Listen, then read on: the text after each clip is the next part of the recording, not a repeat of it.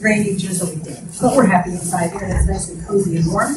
My name is Terry VanDelden, and I'm with North Jersey Villages. Our director, Kathy Kuzma, a former Glen Rock resident, is also here. And we are actually a nonprofit who support older adults, particularly older adults who would like to age at home with all of the services that they need. We are currently working with a group in Glen Rock to start up a village, a virtual village known as the Glen Rock Neighborhood Network. And some of the members of the group are here today. If you'd like more information about that, we'd be happy to give it to you later on. But North Jersey Villages has sponsored the program File of Life for Glen Rock. It is not a new program. I learned from Chief Ackermann and also from Diane Herrlett that it's something that has been around for quite some time. What we've done is customized it to Glen Rock so the emergency numbers are right on here. This is the most fascinating article I think that I have ever come aware of. The File of Life is actually your own personal medical file that will go directly, because it's magnetized, on your refrigerator. It has all of your contact medical information ready there for anyone who wishes to grab it quickly. So for example, if you were to have first responders come to the house and they needed more information about you, it would be readily available on your refrigerator. They know to look for it. As well as that, even if there were family members in your house and you had to go to the hospital for some reason, they would be able to grab it and take it too. Yeah. Any door that's magnetic, right? Yeah. Sure. That's a good idea. They do have decals. I think you're asking a different question there, and sometimes that can signal that you're maybe seeing on your own or something. People wouldn't want to have that. But definitely, anything that's magnetized in your home that's convenient to anyone who's looking for that information. Sure. So it's wonderful. It really is. It's used in many areas all over the country. As I said, it's nothing that's new. It's just that we've customized it for Glen Rock. And what we're going to do is Chief Ackermann is going to be speaking to the importance of it, as well as the director of the ambulance corps in Glen Rock, and just how important it is that we utilize this. And afterwards, we'll distribute them and go over some of the information in case you need anything. Chief Ackermann, if you'd like to.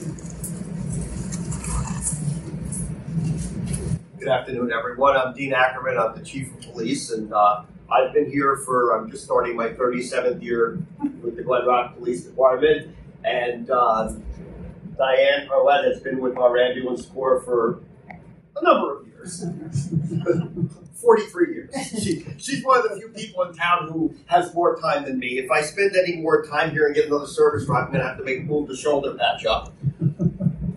When we go into a home on any form of a medical emergency, you're often walking into complete bedlam. People are upset. People forget things. I will tell you, often the patient is the calmest person in the room while the rest of the family is running around panicking. The kitchen is usually the center of life. Most people have important information on the front of the refrigerator, in between the grandkids' photos and, everything else. You put their office phone numbers there. One of the important things that the EMTs and the paramedics need to know is people's health history and what medications they're on. The patient might not be able to speak for themselves. The family members might not know what medication they're on. Diane and I have been in many houses where we ask what medication you are. The last thing we want is the paramedics to give you something that will conflict with that medication and cause a bigger problem, or something you're allergic to.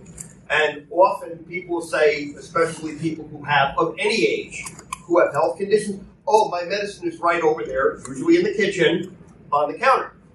And you go over and there's 15 vials of medication. And then it's like, well, are you taking all of these? Well, he's taking that one. That's the old medication we didn't throw out. The doctor tried that. They didn't like it. They're on this. And then you're going on at the medication bottles. And, you start to get up there in age. You got to find the other officer to do it because I can't read that. Am I wrong?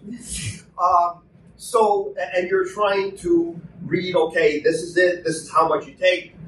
It is easier if you have one piece of paper with the information on it, and this is healthcare privacy. This is not stuff we can put in the police department or the ambulance force computers. One source to go to. The advantage of these pre-printed forms is that you don't have to think about what to put down. You're filling out. It's asking you, do you have an abnormal EKG? Do you have asthma? Do you have a bleeding disorder? The things that an EMT and a paramedic are going to need about you, and of course the thing that the hospital is going to need in the paramedics, your health insurance information, but this is all important stuff that they need to put together before you or whoever the patient is brought to the emergency room, and it's one source. This is an old school way of doing things. It's low tech. The last thing we need is someone handing us, oh, it's on my phone, here's my phone. What's the passcode? Where on your phone is it? This is the easiest way to do it. The EMTs can write it down. They can give it to the paramedics. This information is life-saving. Many years ago, the ambulance corps sent some of these out with your mailing. Corps gave them out, our Office of Emergency Management. There have been various groups that have funded this because obviously you have to invest money into getting this stuff printed and getting it out there, but it's always kind of been a one and done. Some people just write the information out and tape it on their refrigerator. It is very important, and while I recognize that this group is focused on seniors, this can work with anyone. If you have a child or a grandchild who has a health issue, this is very good to have. This is useful for anybody, and I cannot stress how important this is. Something like this will save lives. So, our administrative assistant, Megan, she's going to put something of this on social media, and we're also going to put something out to the police department personnel and to the EMTs, scanning this in. She'll do it, not me. Showing them what it looks like so they know what the latest one looks like. I'll tell you, there are people who still have the one that they got from, I haven't been out in the field and all that recently, but I will tell you, when I was still out on the road as a tour commander, there were many people who still had the information that the ambulance corps sent out years ago on the refrigerator.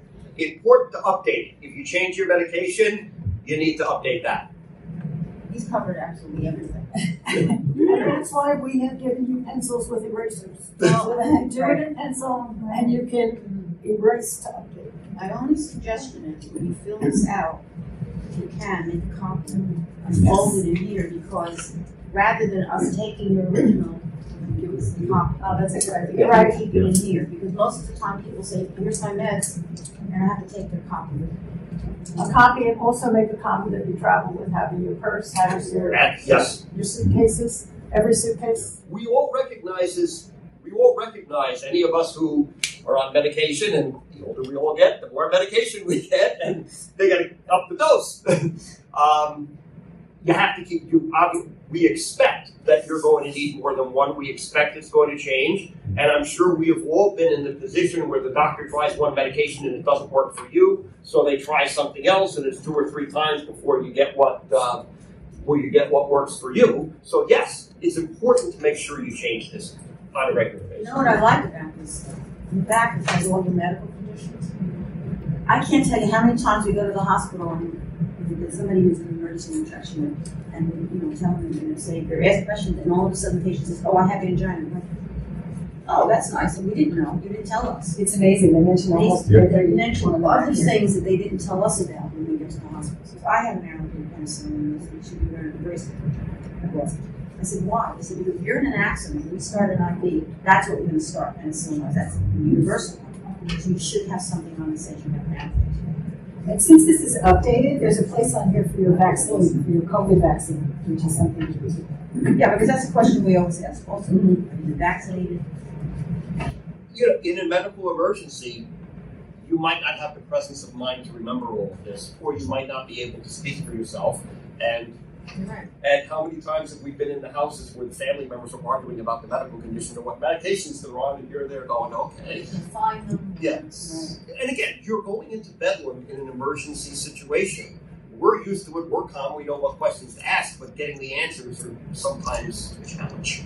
It also asks for whether or not we have an advance directive, DNR, where it is, where it's located in the house. That's something we don't really ask about unless it's in the situation where we need it. And that would actually be the paramedics, because I don't know Right. that we can honor. They ask at the hospital. Yeah, that would be more, the DNRs are, I know that's always been a sticky situation for us. We have not dealt with that in many years. Yeah, yeah, that's all its own situation, but that would be a higher medical authority. That would be for the paramedics and the ER.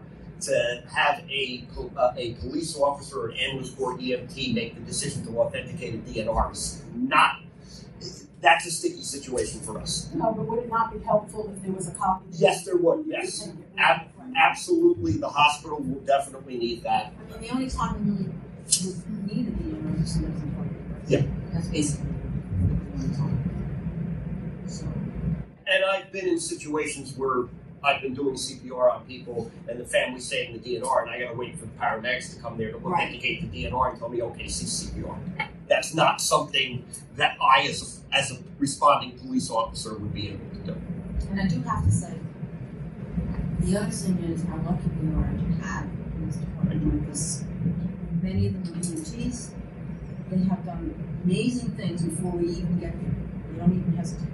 And we appreciate them so much. And I have to say, look, I've told you this many times, but believe how good they are. I appreciate that. My officers in the patrol cars, we keep them well equipped for medical emergency. We carry almost all the same equipment in the police cars that they carry on the ambulance. We just can't transport police officers. We can't transport you to the hospital in a police car. And there are some things that the ambulance can do that we can't. But we have the portable defibrillators. All our officers carry Narcan. We have trauma kits, and half of our officers, everyone is trained in first aid and CPR and the defibrillators and the use of Narcan. And half of our officers on patrol are paid a premium if they become certified as emergency medical technicians. One's a paramedic, right? One is actually we have one officer who is a certified paramedic.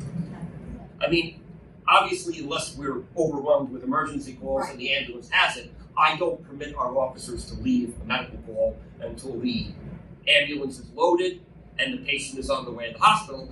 And very often we still end up there dealing with the family. We may drive someone to the hospital. Oh, that's another thing. Yeah. The way they deal with the family is amazing. Amazing, especially an older adult. They're kind, they're patient. It's amazing. I can't speak highly. Yeah.